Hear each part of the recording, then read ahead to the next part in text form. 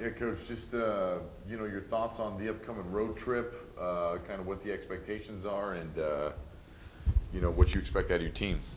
Yeah, as Jivo mentioned, our next 6 games are on the road. Our schedule doesn't get any easier for us. We start at St. Mary's. Randy Bennett coached ball teams are always good. They have 8 guys that are averaging 8 points or more. They've reloaded the cupboard with some Australian underclassmen that are really good. They haven't lost yet this year. Beat Stanford on their home court. They're 6-0. So that game will be a challenge for us. Then we go on to USC, play Andy Enfield's best team he's had in 3 years. And after that, travel to Texas to play Corpus Christi. And Texas A&M Corpus Christi, it's one of the best teams they've had in school history.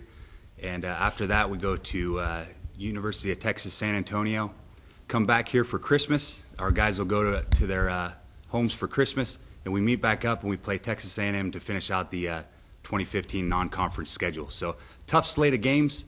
We'll take them one at a time, and we'll give everyone our best shot. It'll be great. With our guys being out of class, we'll be able to get out on the road and focus on basketball. Have some time to bond together. We're scheduled to go to a Clippers game in Los Angeles. In San Antonio, we're right there on the Riverwalk and next to the Alamo. So we'll be able to spend some time together and grow and really focus on hoops and looking forward to the trip. Perfect. At the beginning of the season, if I told you, however many games you are in, David Nwaba would be leading in assists. Is that something that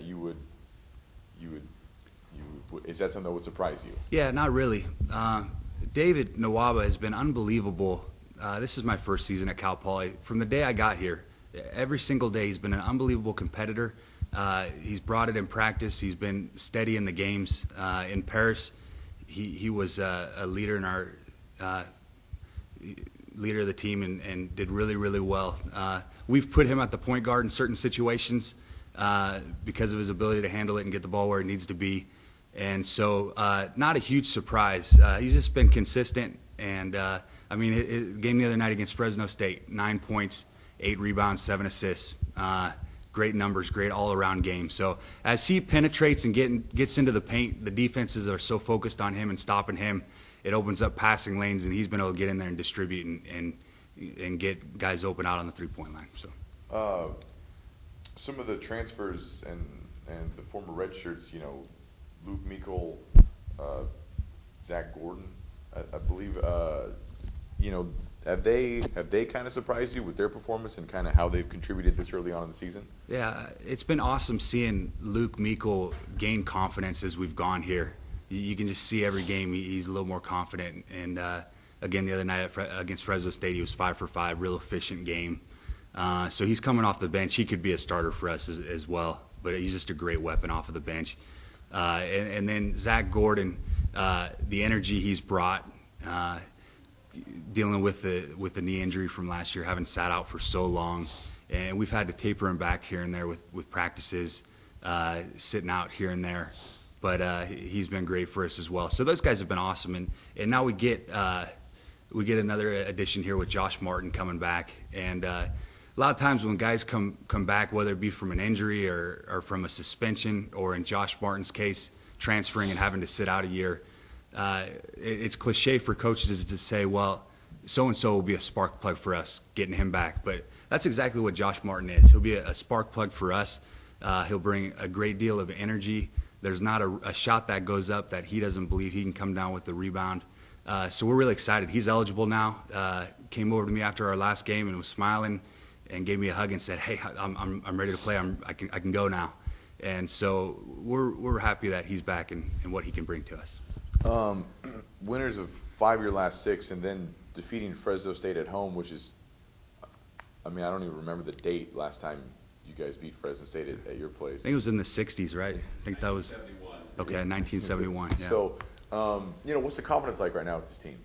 A lot of confidence. We feel we can beat anybody at any time, any place, anywhere, really, truthfully. And we don't say that from a cocky standpoint, but with our experience, we're very confident.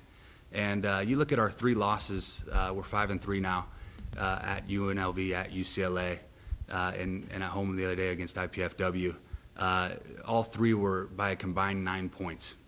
So, those are one-possession games. Every game we had a lead down the stretch, and we had an opportunity to win. And so we're right there. We're really, really close.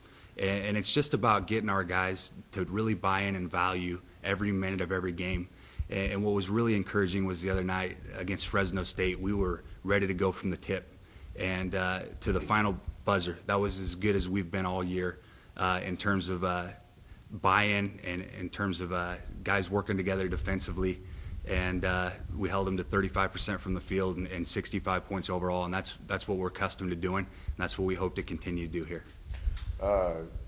You're averaging 70-plus points. I think one of the highest under Calero in the last few years. Is the offense working? Is the faster pace working for you guys? Do you see the adjustments happening in the game, during the game, or is there still a little bit more gelling that needs to happen as the season progresses? Yeah, it was a huge emphasis of ours this past summer as we went to Paris and had 10 practices to prepare for that. It was a huge emphasis of ours to get out and run and push the ball, and we're seeing that the fruits of our labor from that, and it is working. We are able to score more points and do some things. We'll continue to get better executing, and our spacing sometimes can get a little bit better. But we're encouraged with how much we're scoring. I think as you look at the games that we've been right there and we haven't been able to close out, it's the defensive things just being a little tighter and a little better in certain areas defensively. So very pleased with our offense. We'll continue to make progress, and we'll continue to be better. So, you talked about how Luke Meikle could be a starter. Yeah. Kind of go into that a little bit, just kind of how deep this team is and how you can play 1 through 10. Yeah, well, now it's 1 through 11 with Josh back. We're really confident. Any 11 guys, putting them on the floor, and it is a deep team. We have depth at every position. Unfortunately, we lost Alex Abrams to a season-ending injury, so that hurt our depth on our front line a little bit.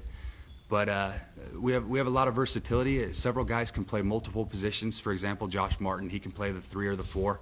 We love that about him, and real confident in our group. Obviously, there's only 200 minutes in a regulation game, so divvying those minutes out can be a challenge, but it's a great challenge for a coaching staff, and just very confident in our guys. What's great is if a guy gets in foul trouble or for some unfortunate reason we do have another injury down the stretch, we do have another guy to fill in, and we can play guys less minutes and they can play at a high level, knowing that, hey, I can go give my all and sub the next guy in, and we can keep this thing going at a high level. So this road trip, just does it kind of feel like this might kind of not really make or break it, but kind of define the team you are coming into conference play? Well, it's a great opportunity for us is what it is.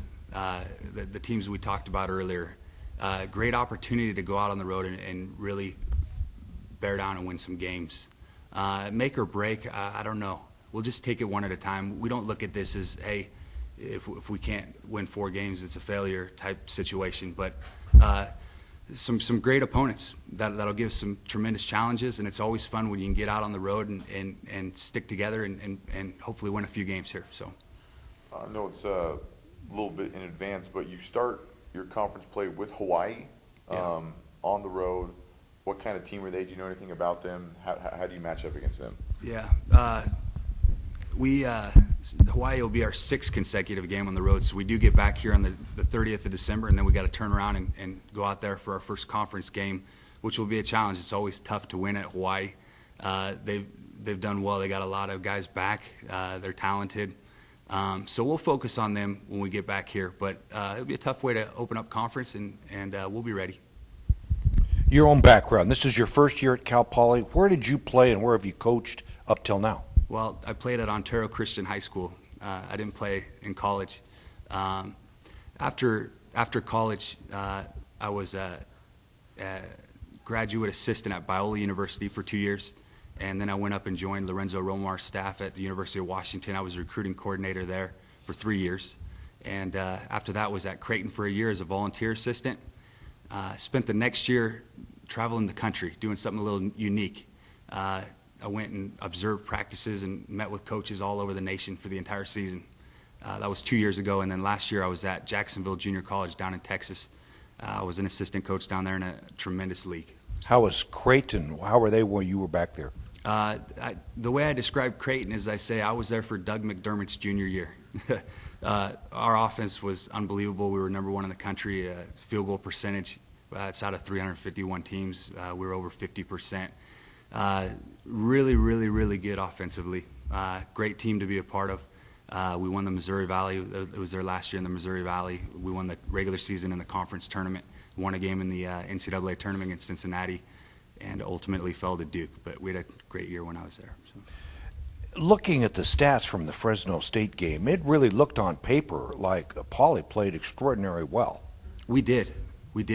Like I said, our cohesiveness as a team, just from the get-go all the way through the entire game, what we were able to do with a couple of their guys that have really put up points this year. Their leading scorer was 5 for 20, and we were just really dialed in. And I think it always starts defensively for us. If we're good defensively, that'll carry us. It'll get us out in transition, give us opportunities to score before the defense is set up.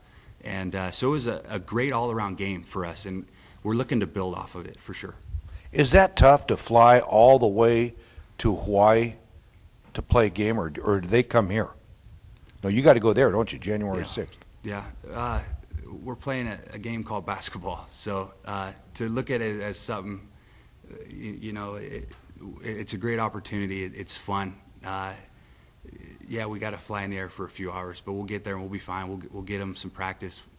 They'll be ready to go. So we would never use that as an excuse. They got to do the same thing when they come back here, as does a lot of trips that involve airfare. So.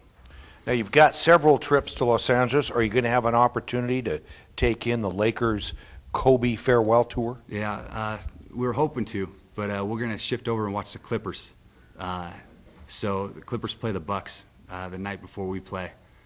So not a part of the Kobe farewell tour, but we will watch the Clippers play. And actually, the day we fly in from the St. Mary's game, when we land in LA, we'll go practice at the Clippers facility as well, at their practice facility. So that'll be awesome for our guys to be able to experience that. Now, I'm surprised you mentioned St. Mary's. I'm surprised. So they're really good this year then. Well, they are 6-0, beat Stanford by double digits. They've beaten 2 teams in our league already. So it'll be a challenge. Their offense is really efficient. They're top 3 in the country in both 3-point field goal percentage and 2-point field goal percentage. So they're scoring, and they're scoring in different ways. And so we're going to need to be ready to go. All right. Thank you. All right. Thank you, Coach. Can I say one more thing? Just with us being on the road for the rest of this year, just wanted to wish everybody a great Christmas with their families and a Happy New Year, and look forward to seeing you guys again in 2016. So thank you.